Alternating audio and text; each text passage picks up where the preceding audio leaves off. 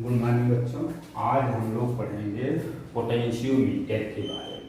ठीक है, तो पोटेंशियोमीटर जो होता है ये एक ऐसा सिस्टम है जिसके हेल्प से हम लोग सर्किट के किन्हीं दो पॉइंट के बीच में पोटेंशियल डिफरेंस मेजर कर सकते हैं वेरी एक्यूरेटली। एक्यूरेसी मेजरमेंट इससे होता है।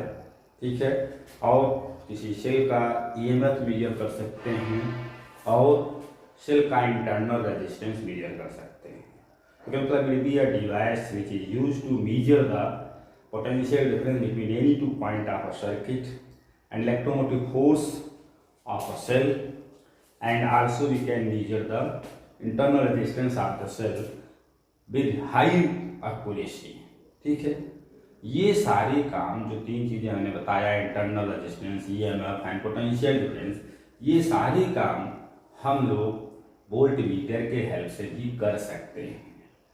ठीक है, बट वोल्ट मीटर से जो हम लोग रीडिंग लेते हैं उसमें डिफेक्ट ज़्यादा होता है, उसकी रीडिंग फॉल्टी होती है। क्यों रीडिंग फॉल्टी होती है ये अगर पहले हम बताना चाह रहे हैं। जैसे सपोज कर लो कि ये हमारे पास जो है ये सेल ऐड है और ये रेजिस्टेंस है जिसके अबाउट हमें पोटेंशियल डिफरेंस मेजर करना है। पोटेंशियल डिफरेंस मेजर करना है तो जिस पॉइंट्स के बीच में या जिस एलिमेंट के अबाउट हमें पोटेंशियल डिफरेंस मेजर करना होता है उसके पैरेलल ऑर्डर में हम लोग वोल्ट मीटर ऐड करते हैं। ठीक, यहाँ पर वोल्ट मीटर ऐड कर दें। अब होना क्या चाहिए, इसका टारगेट है इन पॉइंट्स के बीच में वोल्ट मीटर ऐड करना without affecting the potential difference between these two points. जब ये सर्किट का पॉइंट ए बी है तो इस ए बी के बीच में पोटेंशियल हमें मेजर तो करना है लेकिन विदाउट अफेक्टिंग इसको, ये इनके बीच के पोटेंशियल को अफेक्ट नहीं करना चाहिए। अब सपोज कर लो कि जो सेल है करंट ऐसे फ्लो होगा आई। ठीक है, अब जब ये करंट ऐसे फ्लो होगा, जब ये नहीं लगा था तो इसके across potential V is equal to I R होगा। अब उसके बाद जब ये करंट यहाँ फ्लो होगा तो करंट को यहाँ पर दो पाथ मिलेगा तो क्या हो जाएगा, कुछ करंट इधर से फ्लो होगा, कुछ करंट इधर से फ्लो होगा। ठीक है, अब पोटेंशियल करंट की कम हो जाने के कारण कल ये I1 है, ये I2 है, तो क्या हो जाएगा, अब पोटेंशियल डिक्रीज हो जाएगा I1 इंटू आर, और इसी पोटेंशियल को ये वोल्ट मीटर रीड करेगा। और वोल्ट मीटर जो रीड करता है, जैसे सपोज करो वोल्ट मीटर का रेजिस्टेंस RB है तो ये भी V dash is equal to I2 into RB measure करेगा, क्योंकि पैरेलल ऑर्डर ये दोनों रखे होते हैं तो पैरेलल ऑर्डर पोटेंशियल सेम होता है। तो ये जो मीटर वोल्ट मीटर जो रीड करेगा वो I2 इंटू RB को ही मेजर करेगा और यही वैल्यू I1 इंटू आर का मतलब कि A और B के बीच के पोटेंशियल के इक्वल होगा। क्लियर हुआ? तो अब क्या हो गया यहाँ पर, हमें तो मेजर करना था इस V equal to I R को, ये क्या रीडिंग तो ये होती, बट यहाँ से क्लियर है कि जो करंट आई थी जो पहले फ्लो रही थी वो करंट अब इनिशियल वैल्यू से कम हो गई। जब इनिशियल वैल्यू से कम हो गई तो क्लियर सी बात है कि जो पोटेंशियल हम मेजर करना हमारा टारगेट था वो इस वोल्ट मीटर के कारण डिक्रीज हो गई। तो एक्चुअल रीडिंग कहाँ होगी? अब अगर हम ये सोचें कि पोटेंशियल एक्यूरेट कब होगा, जो इससे हम रीडिंग लेंगे वोल्ट मीटर से एक्यूरेट कब हो सकता है, तो एक्यूरेट तब हो सकता है जब ये RB मतलब वोल्ट मीटर का रेजिस्टेंस इनफाइनाइट होता है। अगर वोल्ट मीटर का रेजिस्टेंस इनफाइनाइट हो जाएगा तो इधर करंट फ्लो ही नहीं होगा, तब I2 जीरो हो जाएगा। लेकिन वो तब होगा जब वोल्ट मीटर का रेजिस्टेंस इन्फिनिटी होगा। वोल्ट मीटर रेजिस्टेंस इन्फिनिटी होने की वजह से इधर करंट फ्लो नहीं होगा और जितनी करंट पहले जो है इस रेजिस्टेंस से फ्लो हो रही थी, इस AB के थ्रू होकर फ्लो हो रही थी, उतनी अब भी फ्लो होगी। तो इस केस में क्या हो जाएगा, पोटेंशियल ये इसके इक्वल मतलब एग्जैक्ट रीडिंग देता है। ये हुआ। तो कहने का मतलब ये हुआ कि वोल्ट मीटर से अगर हमें एग्जैक्ट रीडिंग लेनी है तो वोल्ट मीटर का रेजिस्टेंस शुड बी इन्फिनिटी, और इन्फिनिटी रेजिस्टेंस इसका हो पाना पॉसिबल नहीं है। इसका मतलब इसकी रीडिंग जो होगी वोल्ट मीटर की हमेशा एक्चुअल रीडिंग से कुछ ना कुछ कम जरूर होगी, कुछ ना कुछ फॉल्ट इसके रीडिंग में जरूर होगा। ठीक है। जब कुछ ना कुछ जरूर होगा तो अब हमें चाहिए एक ऐसा सिस्टम चाहिए जो एक्यूरेट रीडिंग ले सके। इसी के लिए हमारा एक डिवाइस बनाया गया जिसका नाम दिया गया पोटेंशियोमीटर। ठीक है। पोटेंशियोमीटर में होता क्या है कि एक बैटरी होती है, बैटरी लेने का टारगेट यहाँ पर है कि इसका ईएमएफ शुड बी हाई, मोर होना चाहिए। ठीक है। तो यहाँ पर ये एक बैटरी होगी, बैटरी का मतलब हम लोग जानते ही हैं कॉम्बिनेशन ऑफ द सेल, ये बैटरी होगी। ठीक है। और फिर इसको हम लोग ऐड कर देते हैं एक रियोस्टेट से,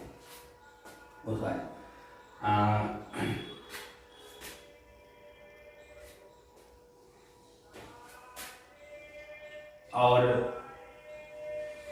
यहाँ पर एक लॉन्ग वायर कनेक्ट करते हैं, जो कि तुम लोग जब लैब में जाओगे तो ये कार्डबोर्ड होगा और उस कार्डबोर्ड पर वायर जो लगा होगा इस तरीके से लगा होगा, ये ऐसे ऐसे ऐसे 3 मीटर 5 मीटर 7 मीटर इस तरीके से वायर, ये 1 मीटर का यहाँ पर स्केल लगा होगा।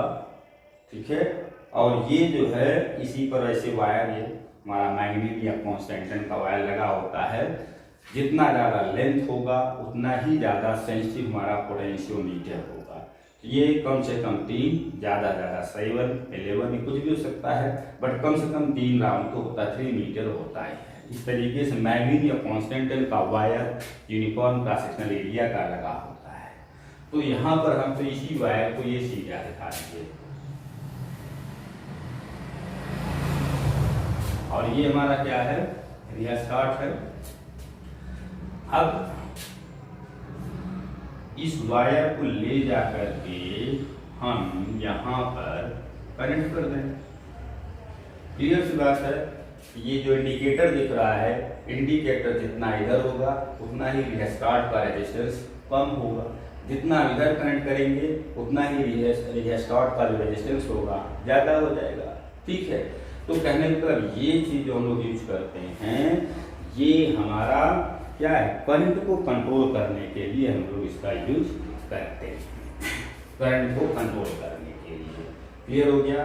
अब इसमें ये जो वायर है ए बी, ये एक लॉन्ग वायर होता है, जैसे कभी बताया 3 मीटर 5 मीटर 7 मीटर इस तरीके से लिया जाता है। ठीक। अब जब इससे करंट फ्लो होगा तो क्या हो जाएगा, यहाँ पर पोटेंशियल डेवलप होगा, मतलब ए बी के क्रॉस, अगर ए बी का रेजिस्टेंस हम आर कंसीडर कर लें तो यहाँ पर क्या हो जाएगा, I into R, A B के इक्वल पोटेंशियल प्रोड्यूस हो जाएगा। वी इज इक्वल टू क्या हो जाएगा, current I into R A B. R A B का मतलब ये हो गया कि ए बी के क्रॉस पोटेंशियल। क्लियर। अब देखो यूनिट लेंथ पर पोटेंशियल ड्रॉप हमें यहाँ पर फाइंड करना, हमारा ये टारगेट यूनिट लेंथ पर।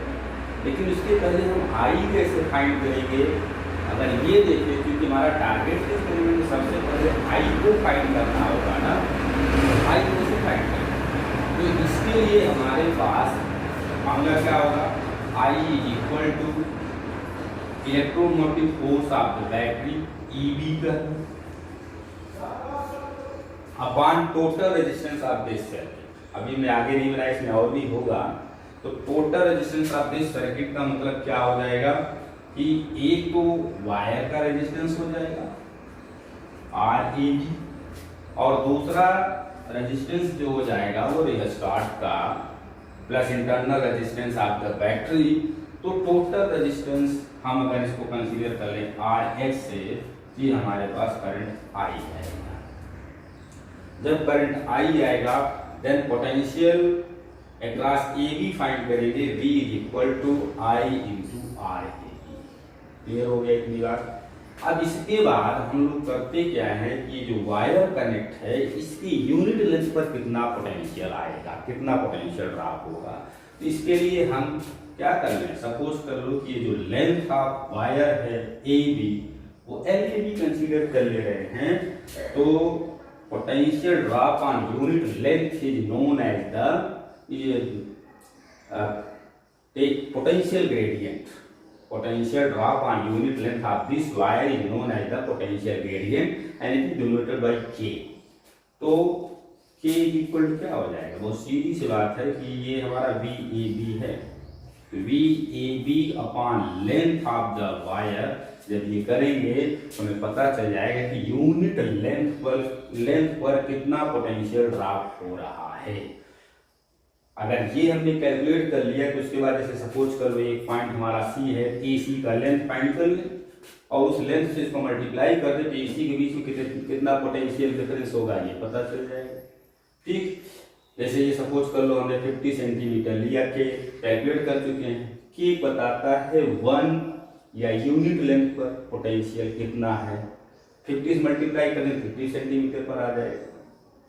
ठीक है, तो ये इसका हमारा टारगेट है पोटेंशियल ग्रेडियंट फाइंड करने का। अब उसके बाद हम क्या करेंगे, जिस सेल का ईएमएफ फाइंड करना होता है उस सेल के पॉजिटिव इलेक्ट्रोड को, अब ये तो हम मिटाना नहीं चाह रहे हैं इसलिए हम यहाँ पर इसको इस तरीके से ऐड कर दे रहे हैं, सेल के पॉजिटिव इलेक्ट्रोड को हम A से कनेक्ट कर देते हैं और नेगेटिव इलेक्ट्रोड को गैल्वानोमीटर से कनेक्ट करेंगे और उस गैल्वानोमीटर को हम कनेक्ट एक जॉकी से कर देंगे और जॉकी इस वायर AB को कहीं पर भी हम ज्वाइन कर सकते हैं, टच कर सकते हैं जॉकी के हेल्प से गैल्वानोमीटर को। क्लियर है। अब उसके बाद हम एक्सपेरिमेंट स्टार्ट करेंगे। ठीक है, जॉकी को डिफरेंट पॉइंट पर टच कराएंगे। जब डिफरेंट पॉइंट पर टच कराएंगे, सपोज कर लो जैसे हमने यहाँ पर ज्योति को पहले टच कराया G1 पर। ठीक है, तो हो सकता है J1 के बीच का जो पोटेंशियल डिफरेंस हो वो इस जो हमारा एक्सपेरिमेंटल सेल है इसके ईएमएफ से कम हो। तो जब इसके ईएमएफ से कम होगा तो करंट ऐसे फ्लो होगी, मतलब गैल्वानोमीटर से करंट फ्लो होगा और इसमें डिफ्लेक्शन टेक प्लेस हो जाएगा। ठीक है, अब उसके बाद जॉकी को हम कहीं इधर ला करके इस डायरेक्शन में हम ला करके टच कराएंगे। तो अब J2 के बीच का potential difference may be more than EMF of the experimental cell और जब J2 के बीच का पोटेंशियल डिफरेंस इससे ज्यादा होगा तब करंट J2G से ऐसे फ्लो होगा। मतलब पहले करंट जो है सेल के कारण इस तरीके से फ्लो हो रहा था, अब जो करंट फ्लो होगा J2 के बीच के पोटेंशियल डिफरेंस के कारण बैटरी के कारण ऐसे फ्लो, सॉरी डायरेक्शन चेंज हो जाएगा, ऐसे फ्लो। दोनों डायरेक्शन एक दूसरे का अपोजिट होंगे, इसका मतलब अब डिफ्लेक्शन जो है गैल्वानोमीटर में अपोजिट डायरेक्शन होगा। पहले अगर इधर होगा डिफ्लेक्शन तो बाद में उधर हो जाएगा। तो क्लियर सी बात है, कोई एक पॉइंट J1 और J2 के बीच में ऐसा जरूर होगा जहां पर अगर हम जॉकी को टच कराते हैं तो गैल्वानोमीटर में कोई डिफ्लेक्शन नहीं होगा। उसी पॉइंट को हम बहुत केयरफुली फाइंड करते हैं और सपोज कर लो वो पॉइंट हमें मिला यहाँ पर जब हमने जॉकी को यहाँ पर कनेक्ट किया, मतलब जब J पर कनेक्ट करने के बाद गैल्वानोमीटर में डिफ्लेक्शन नहीं होता है। और जब ऐसा हुआ इसका मतलब क्या हो गया कि करंट इसमें फ्लो नहीं हो रहा है। नहीं हो रहा तो मतलब क्या हो गया, J के बीच का पोटेंशियल डिफरेंस सेल की ईएमएफ को बैलेंस कर लिया होगा। और जब सेम पोटेंशियल पर करंट कभी भी फ्लो नहीं होता है, इसीलिए ना तो करंट इधर से फ्लो हो रहा है ना तो इधर से फ्लो हो रहा है। और जब किसी सेल से करंट फ्लो नहीं होता है तो उस समय सेल को कहा जाता है कि वो ओपन सर्किट में है। और ओपन सर्किट में होने पर सेल का ईएमएफ जो होता है उसके पोटेंशियल के इक्वल ही होगा। ठीक है, तो मतलब इस समय सेल का ईएमएफ जो होगा वो वी ए जे के इक्वल होगा। वी ए जे के इक्वल होगा, मतलब ए जे के बीच का जो पोटेंशियल डिफरेंस होगा वही सेल के ईएमएफ के इक्वल होगा। और ये ए जे के बीच का पोटेंशियल निकालने के लिए हमने के ऑलरेडी फाइंड कर रखा है। यूनिट लेंथ पर पोटेंशियल ड्रॉप क्या होगा, पोटेंशियल ग्रेडियंट जिसको कहते हैं। और हमारा बस टारगेट यहाँ पर होगा जो स्केल लगा होगा उसके हेल्प से ए जे की लेंथ फाइंड करनी। और कह लो ए जे का जो लेंथ है वो एल है। ये जो लेंथ आ रहा है वो क्या है, एल है। वी ए जे इक्वल क्या हो जाएगा, वी ए जे इक्वल हो जाएगा के इंटू एल, इक्वेशन 1 कह लो। और वी ए जे ने किसको बैलेंस किया, सेल के ईएमएफ को बैलेंस किया, ये हो गया सेकेंड। इसका मतलब क्या हो गया, ईएमएफ ऑफ द सेल जो हो जाएगा वो ई इंटू के एल के इक्वल हो जाएगा। बहुत सिंपल सा फॉर्मूला हमारे पास मिल गया। लेकिन उसके पहले सबसे पहले हमें के को कैलकुलेट करना पड़ेगा, जो कि हमने पहले ही तरीका बताया था। देन सेल का ईएमएफ ई इक्वल के एल मिल जाएगा। ठीक है, अब यहाँ पर देखो वो प्रॉब्लम जो थी यहाँ पर रिड्यूस हो गई, क्योंकि अधिकतर ये पूछा भी जाता है कि पोटेंशियोमीटर जो है इसका इस पर जो है मतलब क्या प्रॉफिट है या इसमें इसके रेस्पेक्ट क्या ड्रॉबैक्स को हमने बता दिया। ठीक है, तो प्रॉफिट क्या है, ये ज़्यादा सुपीरियर है, इससे क्यों रीजन पूछा जाता है।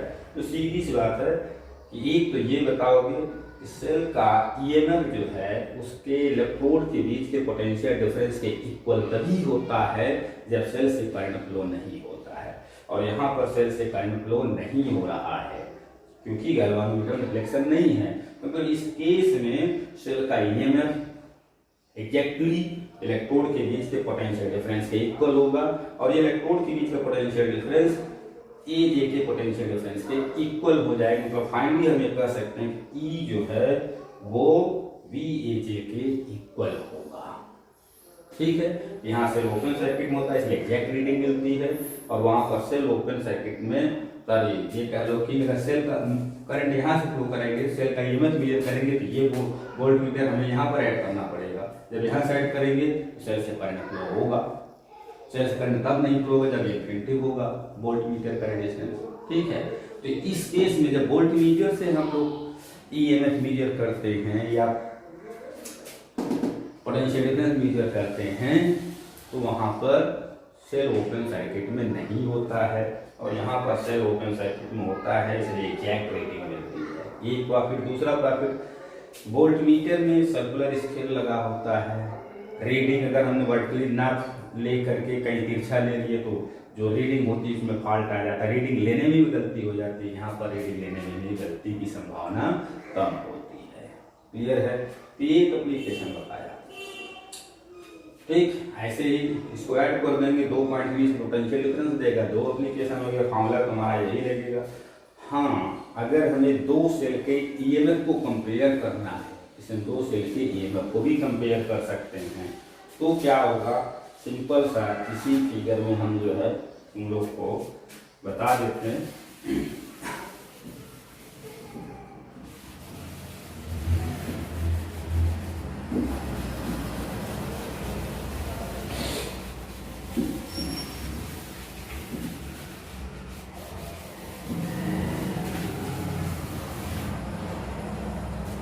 जैसे सपोज कर लो 2 सेल गिवन हैं, उन सेल के ईएमएफ को में कंपेयर करना है तो दोनों सेल के पॉजिटिव इलेक्ट्रोड को हम ए से कनेक्ट कर दें और फिर यहाँ पर कीज लगा दें। ठीक है, K1 यहाँ पर भी लगा दें, K2, फिर इन दोनों को ज्वाइंट कर दें और फिर इनका संपर्क कर दें हम गैल्वानोमीटर से। और गैल्वानोमीटर का संपर्क होगा किससे? जॉकी से। सिंपल एक्सपेरिमेंट समझ गए होंगे कि पहले हम फर्स्ट सिस्टम निकाल लो, K1 ऑन कर लें और K2 ऑफ कर लें। ठीक है, जब K1 ऑन करेंगे तो इसका मतलब है कि ये अब यूज में नहीं है, यूज में केवल ये होगा। और फिर हम जॉकी को डिफरेंट पॉइंट पर टच करा करके क्या करेंगे? नॉन डिफ्लेक्शन पोजीशन फाइंड करेंगे और कल नॉन डिफ्लेक्शन पोजीशन हमारा J1 हो गया।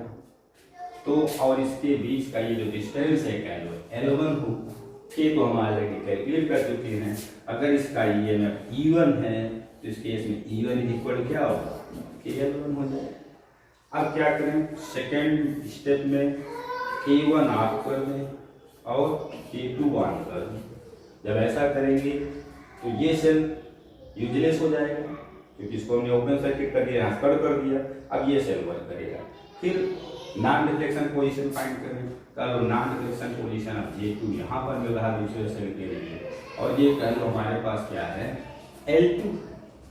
तो इस केस में अगर इसका EMF E2 होगा तो E2 इक्वल टू क्या हो जाएगा? KL2। देन इसका रेशियो अगर हम फाइंड कर लें E1 अपान E2 तो क्या आएगा? L1 अपान L2। तो इससे फॉर्मूले के हेल्प से हम लोग जो है इन्हीं दो सेल का EMF कंपेयर इजीली कर सकते हैं, जैसा कि हमने ये बताया। ठीक, इसका थर्ड एप्लीकेशन जो है वो इंटरनल रेजिस्टेंस फाइंड करना है कि हम पोटेंशियोमीटर के हेल्प से इंटरनल रेजिस्टेंस कैसे मेजर करेंगे। ठीक, तो इसके लिए भी जो है बहुत सिंपल तरीका है कि